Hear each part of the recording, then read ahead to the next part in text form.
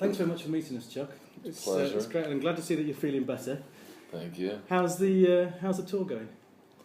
Been having a good time. Yeah. You played a lot of dates. Yeah, I suppose so. Yeah. And I mean, how do you feel about that? Do you like to play it every day, or? Oh well, I have mixed emotions about it. Honestly, I mean,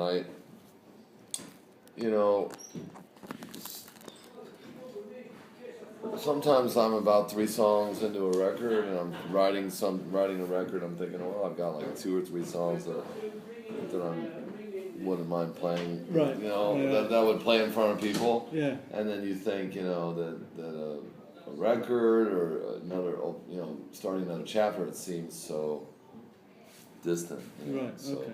So now you're in the so line now, of yeah. vibe. So Yeah. when once the record's finished and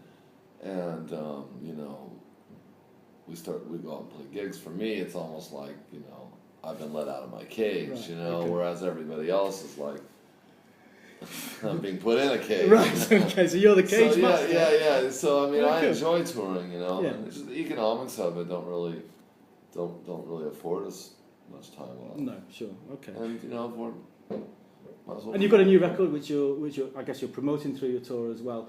Well, yeah. I mean, I don't know how effective that stuff is, or I'm not really studying, the sales or anything. But it's just a way that, it's my own cycle. I mean, interestingly enough, with this record, I had the songs at one point, and I thought, gee, if I could make this record in the spring, then maybe it could come out in the fall, and that'd be a good time to go play gigs. I went to the label and I said, can I get a release date?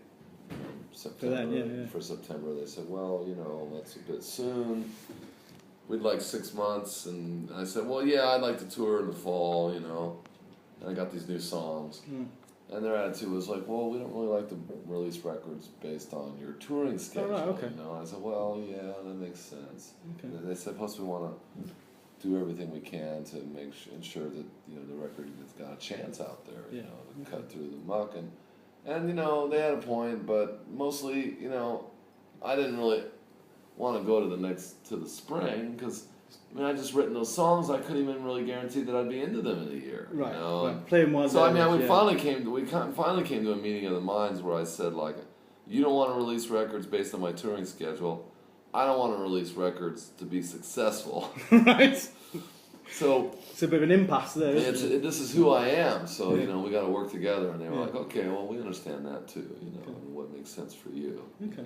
Well, it's great that you're in the UK again. I mean, you do seem to come over a lot. We've seen you a lot of times over the last few years. You're here every couple of years, aren't you? Really. Yeah. Talking about the new album, Night Surfer. Is it a concept album? Because the last one certainly was, wasn't it? Temple Beautiful was about San Francisco. Yeah. Is there a concept around this one, or is it just a bunch of songs? Well, I think that at a certain point, I felt like it could be a dystopian record. And, I didn't really want to shoehorn all the San Francisco content into another record, but it so happens that San Francisco has also been kind of under siege by, predatory developers, predatory landlords, and tech nerds. Oh, really? Yeah, there's a kind of,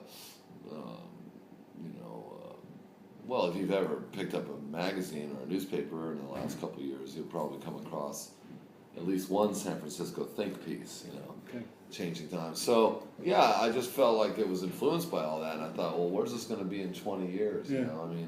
I mean, a year ago, I could never have predicted we'd see a beheading on television. Right. What's it going to, where are we going to be in 20 years? But it's not a depressing record, though, is it? It's not it's not. Quite optimistic, in a way. Yeah, I mean, it's never been my goal to bum people out. Good. Yeah, and I think the art that I like is never just a straight up downer. Yeah. It's all about contrast, and it's all about light and shade. Yeah, absolutely. And I don't enjoy stuff like that. Yeah. Okay. In terms of the sound of that album, when I've listened to it over the last couple of months, I can hear Dylan, Springsteen, Buddy Holly. I've written down here The Clash. Yeah. And The Sweet, would that be fair? Yeah, a bit of glam stuff in there. Did you like glam? Absolutely. Yeah. I mean, yeah, some of the first shows that I ever saw were glam rock shows, Okay. you know. Yeah. And my older sister had a lot of those records, and you know, it's almost like just tapping into something that gives me a buzz Right. is enough for me to keep going with the record, you know. Right. And taking the music somewhere else, you know. But And the you know, like strings for thing you as well, guys to say like, oh, Springsteen, Dylan, like, you know, you're gonna have to do a little better than that. Okay. That's just kind of like, Well, you know. fair call. So fair call. Now we did know that you've covered Ezra Furman. Yeah, that's true. Yeah. You know, where did you find his song? How did that come about? Well, I heard Ezra Furman on the radio. Okay. I heard him on KEXP in Seattle, which you can get around the world. And it was a song called "Take Off Your Sunglasses." And I just thought it was great. You know, I just thought it was really electric and just inspired and loose and I just became a fan. I just really picked up all his records. The first record was great. A couple went by that I, for some reason or not, didn't get much traction in my house, but his last record was really brilliant, and I think he's been coming over here more often. But yeah, the first record was probably 2008 or something, and there was a song on there called "If I Was a Baby," and it coincided with the fact that we bought a piano for our apartment, so I taught myself how to play that song on the piano. And then in the studio one night, everybody went home early, and I started playing the piano, and it was just one of those nights where everybody gathered around, and we ended up cutting that track. So it's done almost in one take then? Yeah, and it really just found its way into the sequence. Brilliant. Now here's a complicated question for you. Are you more a countrified, inner city, or technological man? Yeah, well, I'm an inner city person. Yeah. Yeah, for sure. You know, I've always wanted one of those long titles. It fell in my lap, so I took it. Yeah. Great. Does anyone actually surf at night? Yeah, absolutely. Is that not inherently dangerous? Everything's dangerous, you know. I mean, but people surf by moonlight, and then when I was a kid, this is in the bay. In San Francisco? Well, yeah, all over the world. You know, when I was a kid, I surfed the Huntington Pier at night a lot in the summer because they have lights on the pier. Okay. And actually, when I was about 14, you know, we knew this kid that had a driver's license, and at midnight, he had a graveyard shift job. Yeah. Costa Mesa, like 20 miles from where I lived, and he would drop us off at midnight and pick us up at 8 a.m. Right. And so we used to. So is it illegal, or is it? I mean, are you doing something dodgy? It's different in the States, you know. Okay. It's like you see people driving around with no registration on their cars.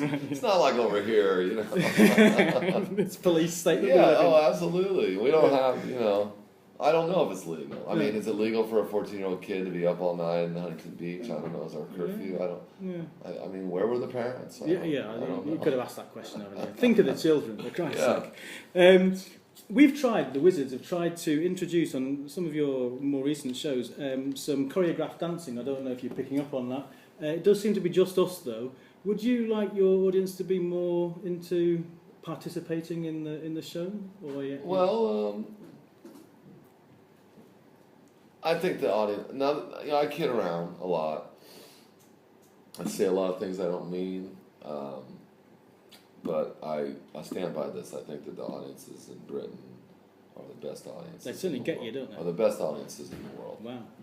Okay. And thank you. I don't know if it's the kind of dark humor, the sense of irony, and the fact that, you know, I tell people this, you know, like some cities in America, you know, you don't really know what you're going to get. But there are towns like Austin, Texas, or maybe Minneapolis, that they feel like gig towns, you know, like people they grab their pint, they rush to the front, and they know how to do it. Yeah, right.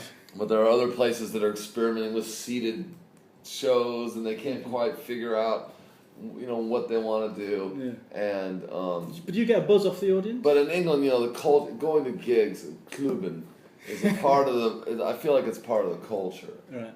And I've always enjoyed that about these. And also this is the first place that we did that, you know, Steffi and I, after the first record, came over and did the kind of hand-to-hand combat that I'm still doing. Yeah. And I love it. Yeah. I do love it.